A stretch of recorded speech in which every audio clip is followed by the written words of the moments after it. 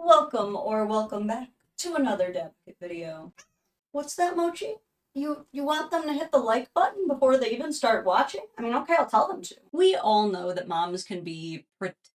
The whole trope of a mom going mama bear, becoming as vicious, unpredictable, and aggressive as a real bear, is actually pretty endearing and respectable to society. We love a protective mother. It's awesome to see a mother who fights for her kids. But have you ever met one of those moms who takes her role as mama bear to an almost overly controlling level? The moms who seem to have this inherently entitled attitude everywhere they go, almost just because they're moms. There's a term for that. Golden uterus syndrome. Golden uterus syndrome describes when a woman feels this sense of delusion that because she gave birth to a child, she deserves sole, total, and complete control over that child for now and all eternity. These mothers not only believe that their child owes her their life, but that from now on they should be put on a pedestal and treated better than everyone else on earth who has not given birth.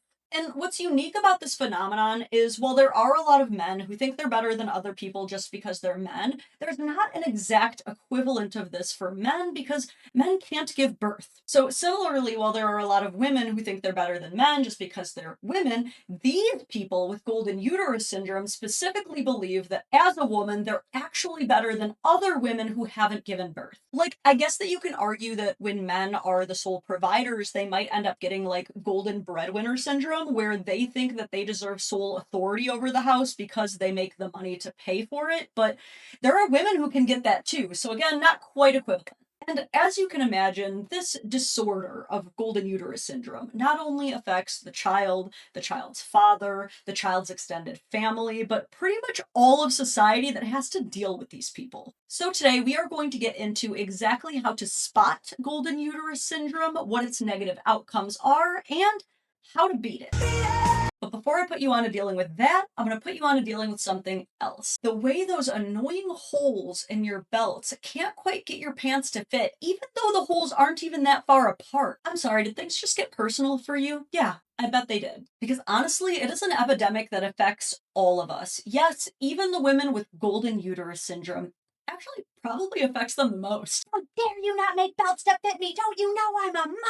Don't worry, Karen, they did. So whether you do or do not have a golden uterus, I can get your belts to fit you perfectly, thanks to today's sponsor, Anson Belt and Buckle, a family-owned business that has completely changed the game for belts. And when I say family-run, it is literally a dude and his dad, like right up my alley. Anson uses a micro-adjustable track system that gives you over 30 sizing options, so it always fits perfectly. It's also incredibly easy to switch out the different belts and buckles, meaning you can mix and match style for all kinds of different occasions, date nights, casual, whatever. And the quality's pretty next level too, backed by a lifetime guarantee. And because Anson Belt and Buckle is sponsoring this video, when you scan that QR code or click the link in my bio and build your box, you'll get 2 additional free items, 1 belt and 1 buckle completely free. That's 3 belts and 3 buckles you can mix into 9 unique combos all in one box. It's an exclusive deal you're not going to find anywhere else, so click that link, start building your box, and upgrade your belt game today. So now that we know what belt to buy,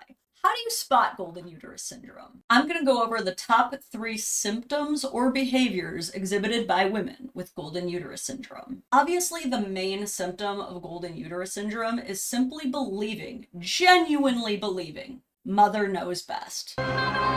Like, no matter what. A golden uterus haver genuinely believes that because she had the baby, her innate maternal wisdom is the overriding authority over doctors, scientists, lawmakers, all kinds of professionals, but most importantly, the child's father. This person cannot and will not be told that anything they do as a parent, no matter how much proof or evidence or testimony from any other professional is provided. It is their child, after all, so this magically gives them some kind of omnipotent wisdom for all things materially regarding the child. Golden uterus syndrome is definitely narcissism adjacent, as they both contain patterns of overinflated ego and delusions of grandeur. Because of this, one of the first things a person with the golden uterus syndrome will do is 1. Demand better treatment in public places. While it's generally a common courtesy to hold the door open for or surrender a seat to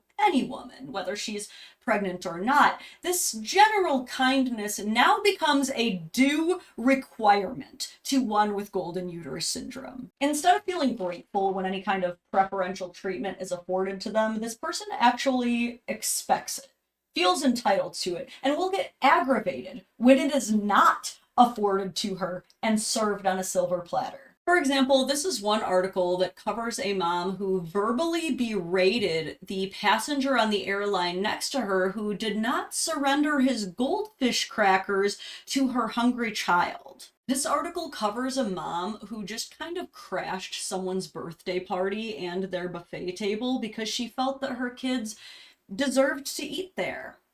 They were not invited. And in yet another glorious example of golden uterusness, this mother demanded free swim lessons for her child because I'm a single mom. Which does bring me to a unique subsection of the golden uterus having population, which is the single mom golden uteruses. While I believe all single parents deserve support and they don't deserve to be shamed just because they're single parents, there is something that is so much more annoying about a single mom with golden uterus syndrome over a regular mom with golden uterus syndrome, because they, for some reason, believe that they actually deserve even more preferential treatment just because of the plight of their situation. You will often hear them excusing almost every single negative or inappropriate behavior or decision with, well, I'm a single mom, instead of taking any accountability. There's a specific brand of woman who uses single motherhood as her sword, her shield, her gaslight, her girl boss, and her gatekeep. Second thing moms with golden uterus syndrome will do: make completely unreasonable demands in parenting or family court. Whether this mom is still married to the father or not, she will make it abundantly clear that any opinion, preference, or commentary on a matter will be completely discarded. She believes that she is more important than the father. She believes the children belong to her. And she believes that the father should be grateful to her for giving him any access at all to the children. The father is now seen only as an extension of her demands and ideas of domestic perfection. His only role is to obey her and provide as much money as he possibly can, but ideally more. You can almost always spot golden uterus syndrome when the mother refuses to let the father have any say or do any disciplining of any kind. And I'm not talking corporal punishment or anything severe. Oftentimes, all it will take is a stern talking to from the father to the child for this golden uterus haver to absolutely berate him in front of the child for being mean to her child, undermining his authority and triangulating the child against him. For many men, this ends up turning them into these submissive victims to this extremely dominating character of the golden uterus haver, especially if these parents are not together and she is starting to weaponize the family court system against him, making him feel like he has to bend over backwards to even see his kids. We don't like to believe that anybody would lie or make a false allegation in court, but we do know that entitled Karens and loopholes in the legal system exist, so there will be an overlap in that Venn diagram. In fact, new studies show that 12% of all intentionally fabricated allegations occur during custody disputes. And while many of those false allegations do come from asshole dads, we have to assume that plenty of them are also coming from asshole moms.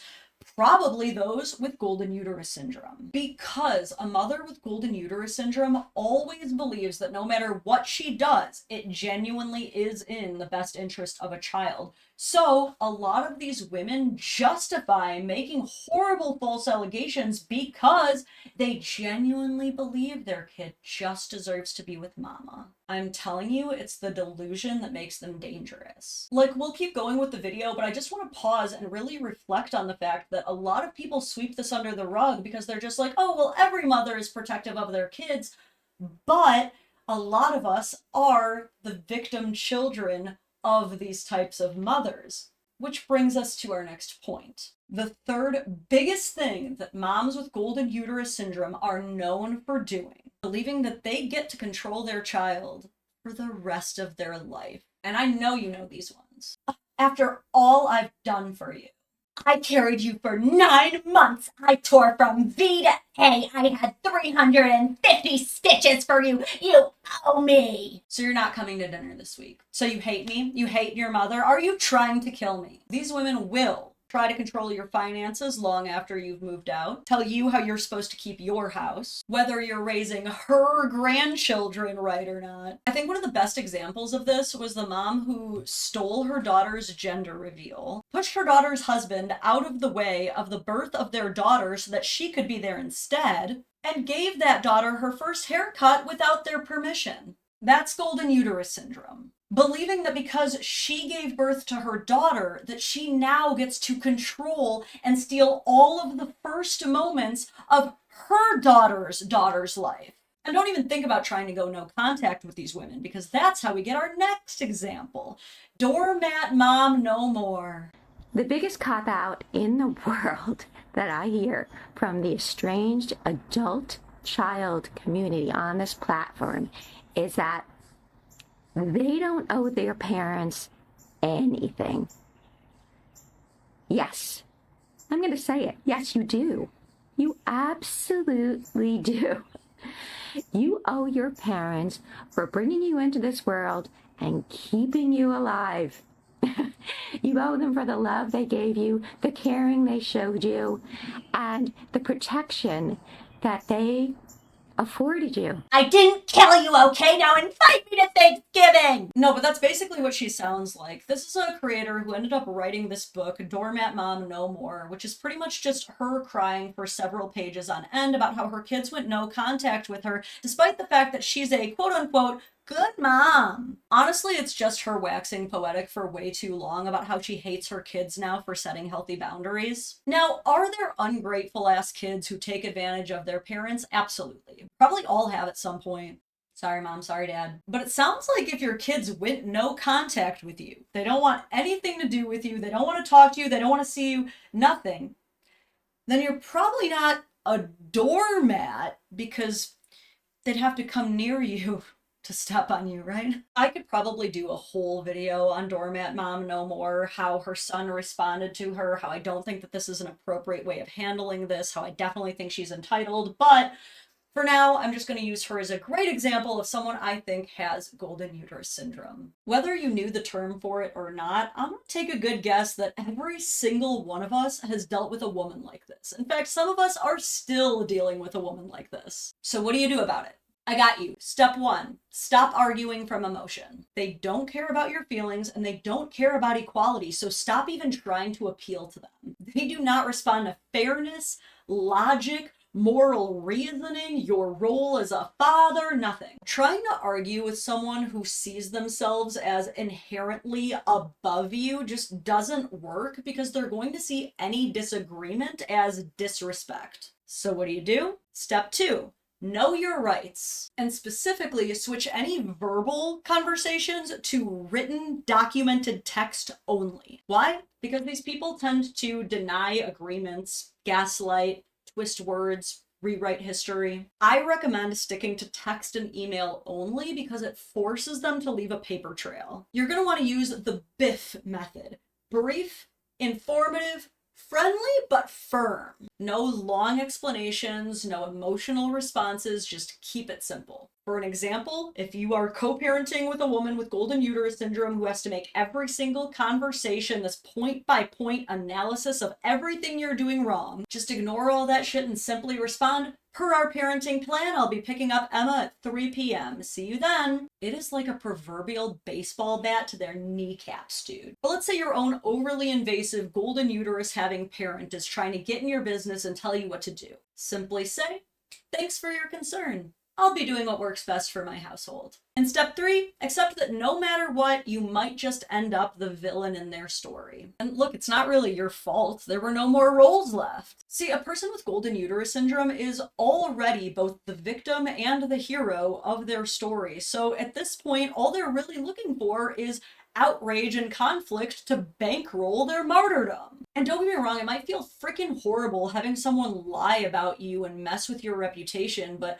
honestly, if you let a person with golden uterus syndrome talk for long enough, eventually they're going to tell on themselves. More people end up figuring it out without you explaining yourself than you even realize, trust me. But I think for now, that's all I've got on this one. Now I just want to hear what you think. What do you think about golden uterus syndrome? And have you seen it manifest? Have any of you had it yourselves? What was it like breaking out of that one? If you admit it, self-aware queen. Do you think there is a male equivalent to this one? What is it? Should I do an episode on it? Look, I hope you guys learned something from this, and if not, I hope you at least felt that this was a little bit more relatable than you might have previously thought, like a misery loves company type thing. But listen, please like the video, hit subscribe to my channel if you haven't already, leave your comments down below. If you want even more Dadvocate, make sure that you join the YouTube membership or my Patreon. You'll get exclusive videos, early access to things, access to the Discord, members only lives, and of course, very special thank you to Anson Belt and Buckle for sponsoring this video. Thank you so much for watching all the way until the very end. I will see you guys in the next one. Bye!